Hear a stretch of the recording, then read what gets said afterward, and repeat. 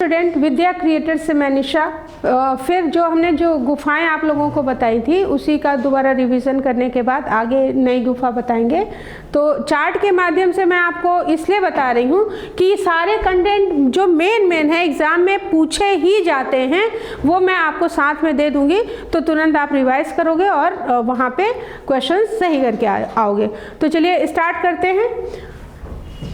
हमने आपको जोगीमारा गुफा पढ़ाई है, बाघ गुफा पढ़ाई है, सिगरिया गुफा पढ़ाई है, बादामी गुफा पढ़ाई है और अब इस चार्ट के बाद मैं आपको सित्तनवासल गुफा पढ़ाऊंगी।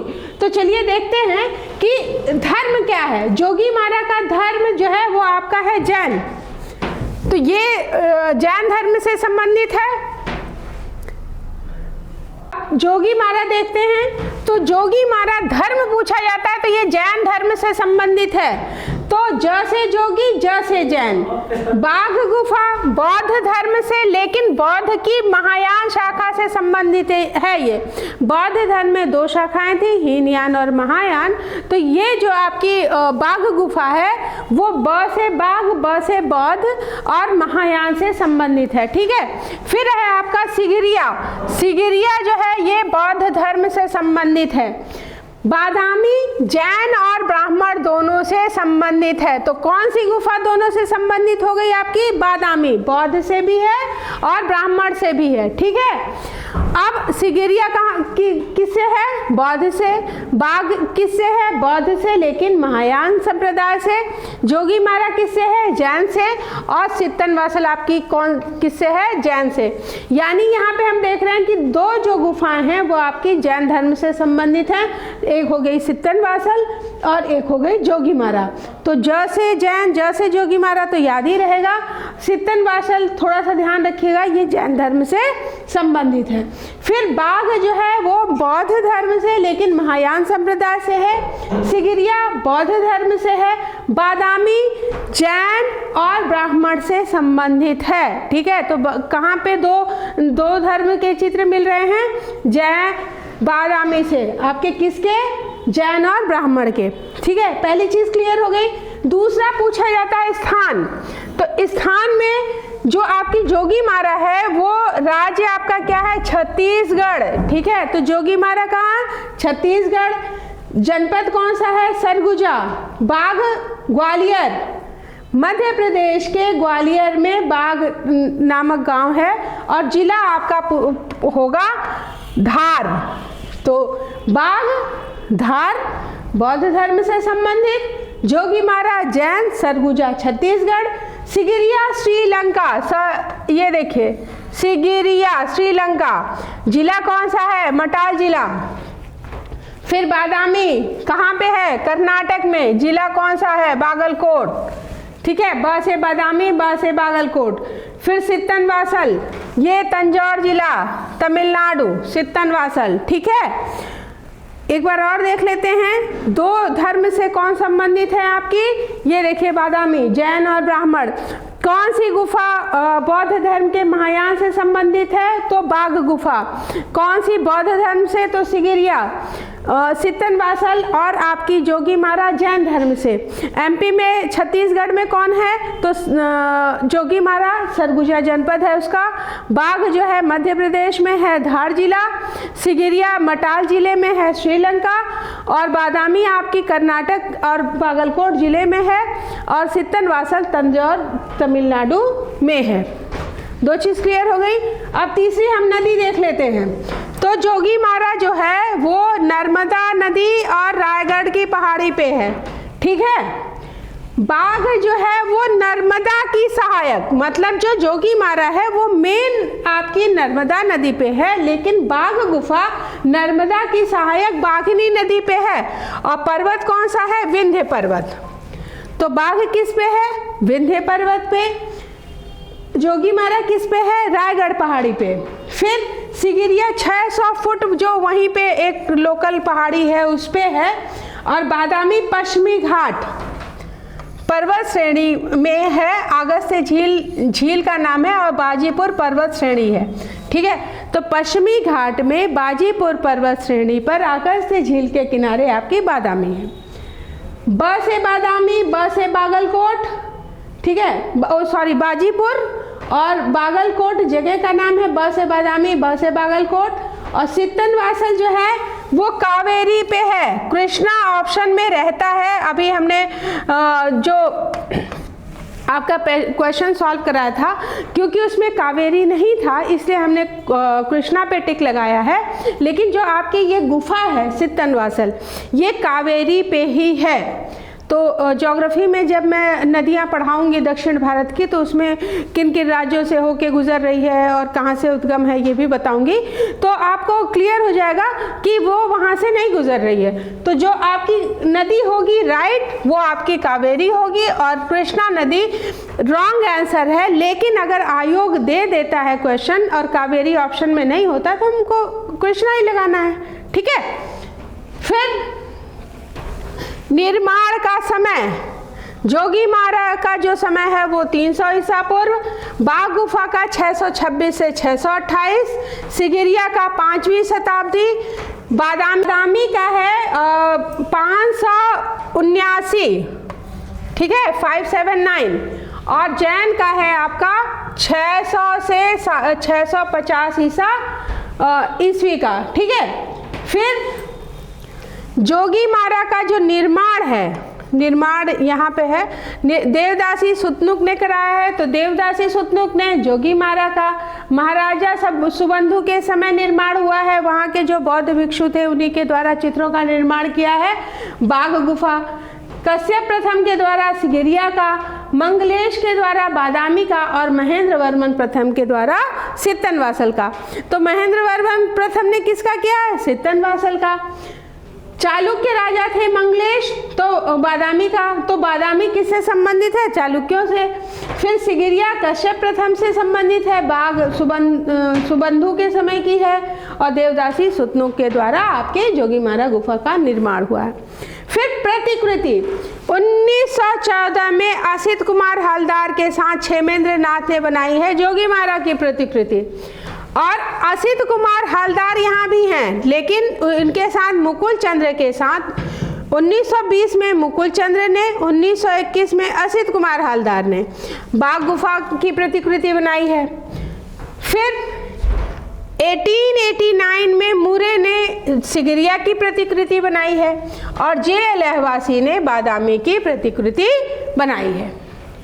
फिर खोज की बात करते हैं तो 1818 में लेफ्टिनेंट डेजर्ट फील्ड के द्वारा, फील्ड ध्यान रखिएगा, फील्ड के द्वारा बाघ की खोज करी है, फोमर्स के द्वारा, ठीक है। फील्ड आएंगे तो बाघ होगा, फोमर्स आएंगे तो इस सिगिरिया होगा। अब एक चीज़ हम ये क्लू ये भी ले सकते हैं कि इसमें वर्ड ज़्यादा है तो सिगिरिया में भी वर्ड ज़्यादा है।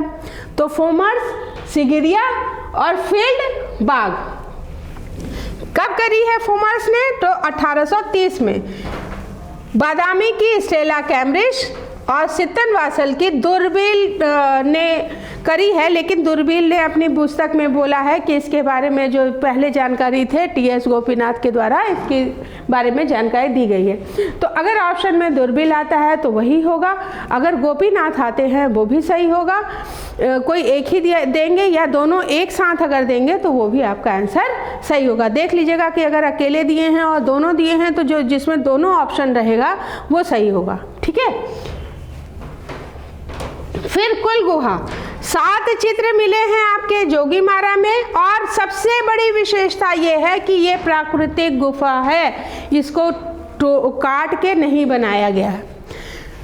फिर बाघ गुफा 9 विहार हैं, लेकिन ये अप्राकृतिक हैं, इनको काट के बनाया गया है। सिगिरिया की गुफा भी प्राकृतिक नहीं है, और इसमें 6 गुफाएं हैं जिसमें से 2 ही गुफाओं में चित्र शेष बचे हैं। बादामी की बात करते हैं तो यहाँ पे 4 गुफाएं हैं, और सित्तनवासल में गुफा बरामदे में ही ये चित्र बनाए गए हैं, उसमें से पर्टिकुलर गुफाएं नहीं हैं और ये भी अप्राकृतिक ही हैं। फिर विशेषता की बात करते हैं तो अगर वरुण देवता का मंदिर पूछा जाए तो जोगीमारा, अनुपातहीन और बौनी आकृति पूछी जाए तो जोगीमारा, ठीक है। अगर केले के वृक्षों का अंकन पूछा जाए तो बाघ, पद्मासीन बुद्ध पूछा जाए तो बाघ, और फिर जो आपकी बाघ गुफा है, यहाँ पे जो गुफाएं मिली हैं उसमें पहली जो है वो आपकी कहलाती है गृह गुफा, पहली गृह गुफा, दूसरी आपकी गुसाई या पंच पांडव, तीसरी हाथी खाना है, चौथी रंग महल है, पांचवी आपकी व्याख्यान मंडल है और इसी तरह छठी आपकी शिक्षकों का निवास है। तो इसमें पूछा जाता है कि व्याख्यान मंडल कौन सी गुफा है या चौथी गुफा में क्या है, तो क्या नाम है, इस तरह पूछा जाता है, तो ये है। और अगर हम बात करें बाघ गुफा में तो उल्लासमय जीवन के चित्र यहाँ पे मिले हैं। तो सर्वाधिक उल्लासमय जीवन के चित्र कहाँ मिले हैं, तो आपकी बाघ गुफा में मिले हैं। फिर सिगिरिया की बात करते हैं तो 21 रूपायनी स्त्रियों का चित्र यहाँ पे मिला है, जुलूस का चित्र मिला है। तो जो मुख्य विशेषता है वो 21 रूपायनी स्त्रियां हैं और मुद्राएं यहाँ पे सजीवता और गतिशीलता लिए हुए बनाई गई हैं। फिर बादामी की बात करें तो शिव विवाह, जो विवाह का चित्र है शिव विवाह का, और वाराह की प्रतिमा यहाँ की मुख्य विशेषता है। तो अगर पूछा जाए शिव विवाह का चित्रण कहाँ पे मिला है या शिव के विभिन्न प्रसंग, तो वो आपके बादामी में है और वाराह की प्रतिमा भी आपकी बादामी में ही मिली है। फिर सित्तनवासल की बात करें, और अभी हम इसकी डिटेल आपको देंगे इसके बाद। तो सित्तनवासल की बात करें तो अर्धनारीश्वर का चित्र है, ठीक है, कंफ्यूज मत होइएगा। अगर अर्धनारीश्वर बोले तो सित्तनवासल, अगर शिव विवाह बोले तो बादामी। और यहाँ के जो चित्र बने हैं वो छतों व खंभों पर बने हैं और मुख्य जो चित्र है वो सरोवर में कमल का फूल और विभिन्न पक्षी और पशु बनाए गए हैं उसमें, और साथ में ये जैन और जैनेतर के हैं। और सबसे बड़ी विशेषता यहाँ पे ये है कि वनस्पति के साथ खनिज रंगों का भी यहाँ पे प्रयोग किया गया है। तो हमने आपका जो ये पूरी गुफाएं हैं जहाँ पे हमको कन्फ्यूज़न होता है कि कौन सी नदी है या हम खोजकर्ता भूल गए, तो इस चार्ट के माध्यम से आपको चीज़ें क्लियर हो जाएंगी। छोटा सा सहयोग आपसे ये चाहिए होगा कि आप लोग प्लीज़ वीडियो को शेयर और सब्सक्राइब करिए, और हमें भी मोटिवेशन मिलेगा अगर आप शेयर और सब्सक्राइब करते हैं, तो हमारा भी उत्साहवर्धन होता है। तो ये भी चीज़ आप लोग चालू रखिए। फिर स्टार्ट करते हैं सित्तनवासल की गुफाएं। हम लोग सबसे इजी काम कर रहे हैं पढ़ने का, और अगर आप इस इजी काम को श्रद्धा और लगन से करेंगे तो सिलेक्शन के करीब भी होंगे। तो चलिए थोड़ी सी श्रद्धा, लगन, मेहनत सभी कुछ दिखाते हैं। तो सित्तनवासल की जो गुफाएं हैं वो 600 से 650 ईस्वी के बीच की हैं। तो इसका जो टाइम पीरियड है वो क्या है, 600 से 650 ईस्वी। और ये जो राजवंश है वो पांड्य राजवंश से संबंधित है, और जो पांड्य राजवंश था वो 7वीं से 9वीं शताब्दी तक रहा है, ठीक है। तो जो पांड्य राजवंश का टाइम पीरियड है वो क्या है, 7वीं से 9वीं शताब्दी। स्थिति की बात करें, देखिए जो आपकी सित्तनवासल गुफा है कुछ इस तरह से दिखती है आपको। तो ये अगर हम इसकी स्थिति की बात करें तो दक्षिणी तमिलनाडु के तंजौर, जिला तंजौर है, पदुकोट्टई से अगर के उत्तर पश्चिम की ओर 9 मील दूर है, और वैसे 16 किलोमीटर दूर चट्टान को काट करके बनाया गया है। यानी ये जो है चट्टान को काट करके बनाई हुई गुफा है। और सित्तनवासल का अगर हम अर्थ देखें तो जैन संतों के सिद्धों का निवास है, क्योंकि ये जो सित्तनवासल गुफा है वो किससे संबंधित है, जैन धर्म से, ठीक है। अविरल कोइल, और इस सित्तनवासल गुफा का दूसरा नाम अविरल कोइल भी है। तो ध्यान रखिएगा, सित्तनवासल की जगह अगर अविरल कोइल पूछा जाए तो वो भी इसी गुफा का ही दूसरा नाम है। और जो अरिवर कोइल है उसका अर्थ होता है अरिहंतों के मंदिर। अरिहंत क्या होते हैं, जैनों में जो मोक्ष से पहले की अवस्था होती है ना, ज्ञान वाली, वो आपका कहलाता है अरिहंत। तो और अरिवर कोइल क्या है, अरिहंतों के मंदिर, यानी जहाँ पे मोक्ष के पहले की अवस्था प्राप्त कर चुके जैनी होंगे तो वो कहलाएंगे आपके अरिवर कोइल। इसकी जो खोज है वो दूरबीन के द्वारा करी गई है। 1934 में, लेकिन दूरबीन जी ने कहा कि इससे पहले इसके बारे में जानकारी टी.एस. गोपीनाथ जी को थी। तो अब यहाँ पे क्वेश्चन आपको देखना होगा कि अगर दूरबीन और टी.एस. गोपीनाथ जी दोनों दिए गए हैं तो इसी पे टिक मारिएगा। अगर दूरबीन ही है, टी.एस. गोपीनाथ जी नहीं है, तो दूरबीन जी को लगाइएगा, और अगर टी.एस. गोपीनाथ जी दिए गए हैं तो इस पे लगाइएगा। ठीक है, तो दो तरह से क्वेश्चन पूछे जाते हैं, या दोनों दे देंगे तो दोनों दे देंगे और एक अलग दे देंगे, तो दोनों पे आपको टिक लगाना है, बस इतना याद रखिएगा। समय पूछा जाता है तो 1934। सबसे पहले इसको पल्लवकालीन माना जाता था, लेकिन कलाविद जो सी शिवराम मूर्ति जी थे इन्होंने इसको पांड्य वंश का माना है, और ये जो है आपके जैन धर्म से संबंधित है। क्लियर हो गया। भारत में देखें तो चित्तनवासल गुफा यहाँ पे है तमिलनाडु में। ठीक है,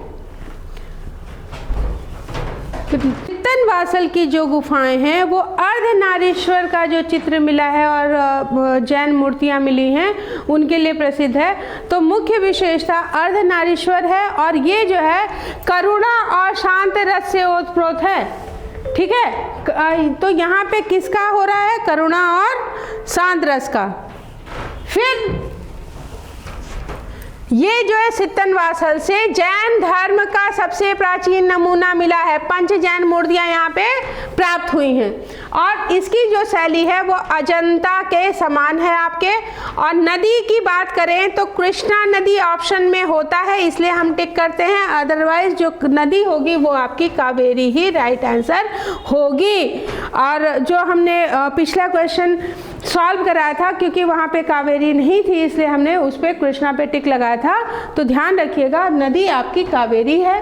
तकनीक पूछा जाता है तो टेम्को बूनो है, और आला गीला पद्धति भी इसी को बोलते हैं, और आयरिश पद्धति के नाम से इसको संबोधित किया जाता है। तो ध्यान रखिएगा, अगर आयरिश पूछा जाए तो वो भी सही होगा, आला गीला पद्धति पूछा जाए वो भी सही होगा, और टेम्परा की फ्रेस्को बूनो तकनीक पूछा जाए तो ये भी आपका सही होगा।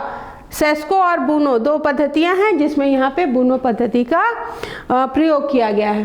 फिर 2.25 चश्म चेहरे हैं, पल्लवकालीन विशेषता हैं ये, लेकिन 2.25 चश्म चेहरों का प्रयोग किया गया है। 2.25 चश्म चेहरे का मतलब ये है कि आंखें तो दोनों दिख रही हैं, लेकिन कान आपका एक दिखेगा। क्लियर हो गया। चश्म माने आंखें, अगर एक चश्मा है तो एक आंख दिखेगी, 1.25 है तो एक आंख और थोड़ा सा पोर्शन दिखेगा। 2 चश्मे में पूरा फेस दिखेगा, यानी दोनों कान दिखेंगे, लेकिन यहाँ पे 2.25 चश्मे चेहरे की बात हुई है तो एक कान दिखेगा, एक कान आपका चित्र में नहीं दिखेगा, यानी ये जो चित्र है वो ऐसे होकर के आ जाएगा। ठीक है। फिर विषय जो है वो लौकिक है, जैन व जैनेतर के भी चित्र हैं। रंगों में पीला, हरा, भूरा, काला, नारंगी और नीले रंग का प्रयोग किया गया, और सबसे बड़ी विशेषता ये है कि यहाँ पे वनस्पति और खनिज रंगों का प्रयोग किया गया है।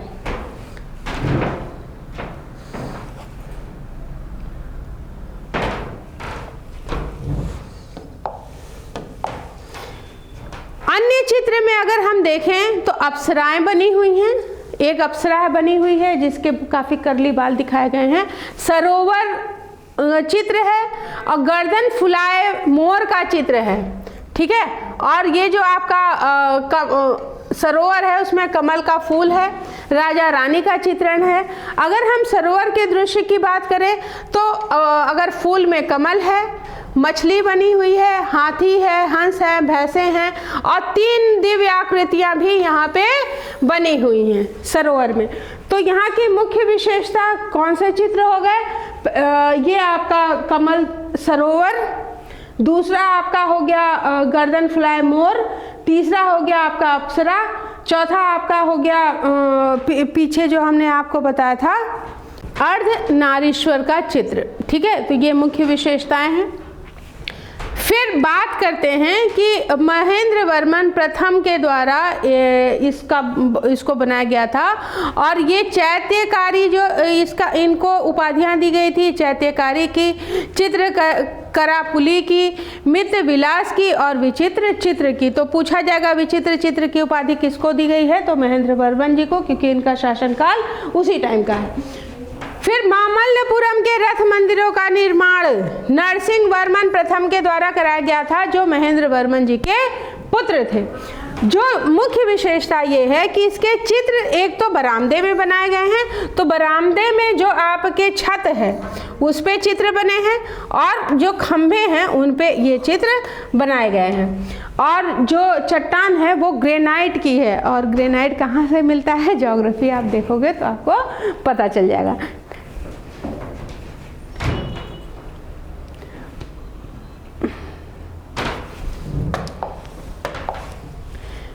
फिर देखते हैं, ये देखिए कमल सरोवर, कमल का फूल बना हुआ है, और यहाँ पे दिव्य आकृति बनी हुई है।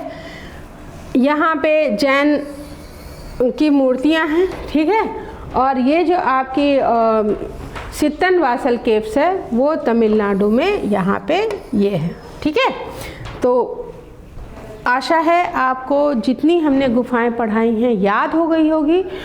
हमारा प्रयास है कि हम कम टाइम में चीज़ें आपको क्लियर कराते चलें, इसीलिए हमने चार्ट वगैरह बना करके आपकी सुविधा के लिए दे दिया है। आपको सिर्फ इतना करना है कि हमारे वीडियोस को शेयर और सब्सक्राइब करना है, और हमारा अगर आप इसी तरह से शेयर और सब्सक्राइब करते रहेंगे तो हमको भी मोटिवेशन मिलता रहेगा। आज के लिए इतना ही, थैंक यू।